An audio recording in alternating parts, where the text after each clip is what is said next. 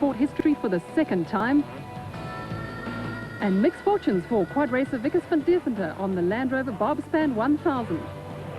There was dust, there was mud, there was action in the Land Rover Baberspan 1000 recently.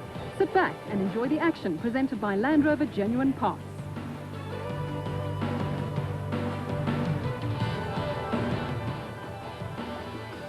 South Africa's off-road racing fraternity converged on the Western Transvaal in the middle of March for the Land Rover Baberspan 1000. The race made history this year as the first round of the newly instituted South African Cross Country Rally Championship. The Cross Country Rally Championship brings this country into line with international trends and is designed to win South Africa a place on the World Championship calendar. Political upheaval in Bophuthatswana forced the organisers, the Baberspan Off-Road Motor Club, into a late change of route. Back at the start, the big contingent of bikers was preparing to get underway 2.5 hours after the cars. Lesotho star Patrick Andrews drew the number 1 starting berth, but would have preferred to see someone else lead away the pack. I actually don't like starting first at all. I like somebody to set the pace for me in front. I'm just going to wait for Alfinen to come past, and then I'll see if I can stick to that pace. After a win in the Honeylube Sun City 400, Springbok and defending champion Alfie Cox was the outright favourite to win the motorcycle category. Baberspan is a hell of a lot faster race than what Sun City is. So, you know, we've got people like Yuri Human on a 500, Patrick Andrews, and he's also one that can do very well. Willie Ireland, he's itching for a win. I know, I've just heard along the camps. And I always seem like the man to beat, and it's a little bit pressure on me, but I'm just going to go and ride the best race I can. Also among the favourites in the motorcycle section was the enigmatic Willie Ireland. Most experts expected a real scrap to develop between Cox and Ireland. Pre-race favourite among the small capacity 200 class machines was Winston Yamaha star Richard Manning.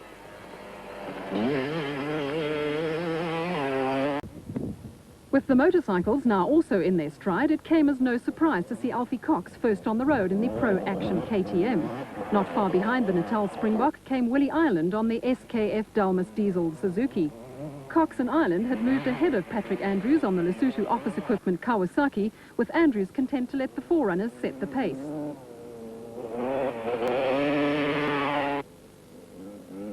Fourth on the road was the first of the Winston Yamaha riders, Daryl Curtis. Not far behind Curtis was the 500 class leader Yuri Human on the big Lesotho office equipment Kawasaki. Human was being chased by Chris Dodd on the second Winston Yamaha, with Tom Claassen going well and holding down second place in the 500 class on the privately entered Kawasaki. The pace in the 200 class was being set by Alex Vowles on the Antilex Dairy Kawasaki, with Richard Manning and Graham McLaughlin doing the chasing. Back at the service and refuel centre at Baberspan, tension was starting to build among the service crews. As is the case with Formula 1 racing, visits to the pits can often decide the outcome of an off-road race. Klaus Degener and Tila van Westenhagen were first into the service area in the BP raceco. Everything all right?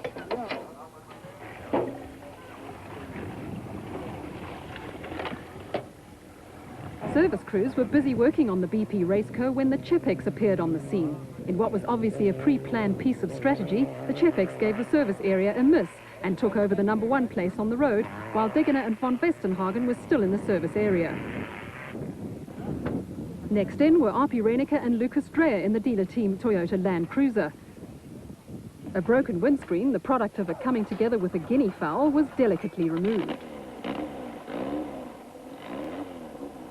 While Reneke's service crew moved into action, Degener and von Westenhagen took off after the Chepex, who had snatched a 4-minute lead by doing away with calling into the refuel area.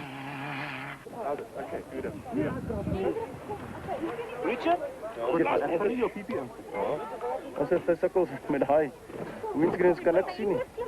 The Cassie Coetzee, Richard Leek Toyota Hilux and the Sulwald brothers, Herman and Karl Heinz, arrived at the service centre together.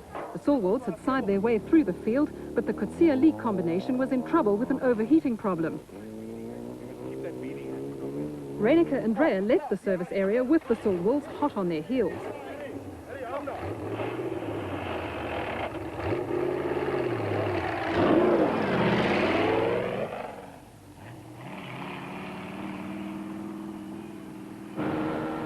The ploy of missing out the service area had given Franz Čepek Sr. and Franz Čepek Jr. a valuable cushion over the rest of the pack. The pair were going along like a house on fire with sections of the route ultra fast.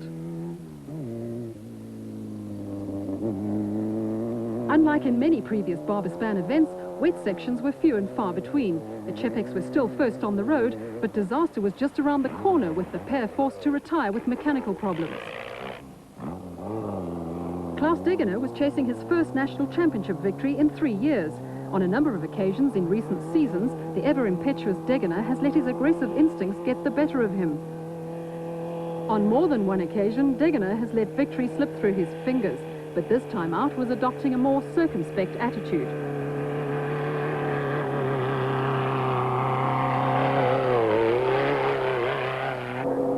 Now driving with an unconventional air conditioning system in the Dealer-team Toyota Land Cruiser, Arpi Reneke and Lucas Dreyer had some time to make up.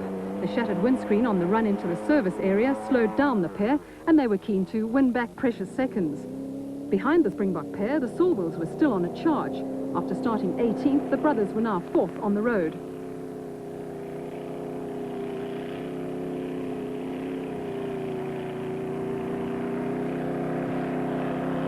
While the Saulwills continued to make up time, matters had not gone so smoothly for other crews. With the Čepeks and Cassie Coetzee and Richard Leek headed for retirement, crews already enjoying a beer and a braai included Richard Schilling and Jeff Bell, Richard Carolyn, Stan Illman and Frans Stangl, and Craig Draper and Robin Houghton. Others, like the Fincham brothers in the Toyota Land Cruiser, continued to plough on regardless. Also still running strongly were Cliff Barker and Mike Redden in the Land Rover. For the Bucky Brigade, the wet sections were no problem, and like Barker and Redden, the bigger trucks sailed through the mud like battle cruisers under full steam.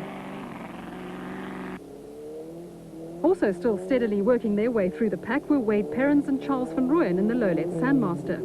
There are times in off-road racing when a windscreen would be nice.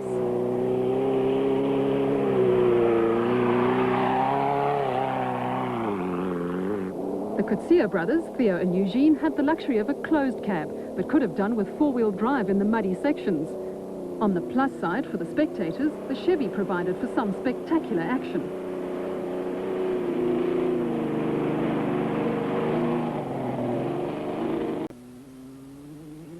While the cars were ploughing through the muddy sections, it was dry and dusty where the leaders in the motorcycle section were concerned. Alfie Cox was still first on the road on the Pro Action KTM, with Willie Island second on the SKF Delmas Diesel Suzuki. The unfortunate Island was cruising slowly along, and a sore shoulder, the product of an encounter with a fence, was soon to see him join the list of retirements.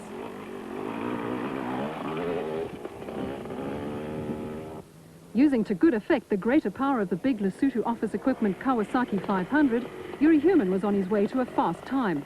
Human had a comfortable lead in the 500 class and had moved ahead of teammate Patrick Andrews, who was fourth on the road and third in the 250 class. The 200 class had a new leader in Richard Manning on the Winston Yamaha. Manning had caught up with teammate Daryl Curtis on the 250 class machine. On the bike side, there was drama unfolding. Yuri Human had moved into the lead on the Lesotho office equipment Kawasaki when overnight leader Alfie Cox picked up an early puncture. Cox's misfortunes were compounded when he picked up another puncture on the run into the service stop. With Cox forced to slow right down, Richard Manning took advantage to close up on the Pro Action KTM Superstar in third place on the Winston Yamaha. The first and only rider ever to win a national championship event on a 200 class machine, Manning was now poised to repeat the feat. Behind him, teammate Daryl Curtis was also in trouble with a flat tyre as he limped towards the service area. The race had suddenly come alive.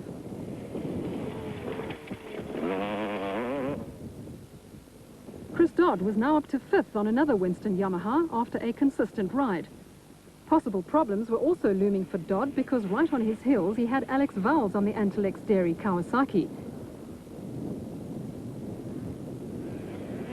With the action hotting up, there was also problems for Vowles with Graham McLaughlin on the Lesotho office equipment Kawa, also within striking distance.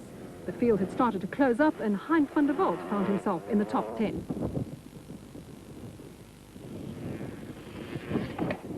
There was plenty more drama in the service area. Yuri Human's motor was on the verge of seizing. The unfortunate Human could only look on in despair and frustration as the Lesotho office equipment team set about replacing the Kawasaki's radiators. While work was being carried out on Human's bike, Cox arrived on the scene with his pit crew forced into changing the rear wheel on the Pro Action KTM. All the while, precious minutes were ticking away. Hold the bike. Hold the bike. Push it down, push it down. It was white-knuckle time for Human, Cox and their service crews. While they worked frantically on their respective machines, Richard Manning pulled into the service area.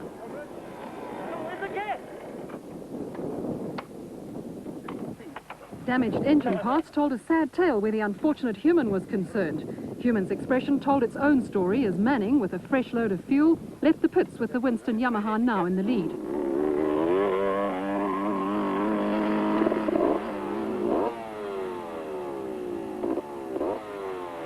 Great work by Cox's crew saw the little Springboks set off only seconds after Manning, but the excitement was not over yet. Daryl Curtis also needed a tyre change, and this time it was the Winston Yamaha team that had to spring into frantic action. More good work saw Curtis take off after Cox, with Human still in the service area. The whole complexion of the race had taken a sudden turn. Give these like anything, they'll break it, eh? For bike winner Richard Manning, there was another slice of South African motorsport history. It was only the second time a national championship event had been won on a 200-class machine. When I knew I was in front, I just gave it a full go and thought maybe if the guys were going to catch me, I'd make them work for it. For the second time, Richard Manning wins a national championship off-road event on a 200-class machine. It was a triumph too for Winston Yamaha, with Daryl Curtis and Chris Dodds second and third.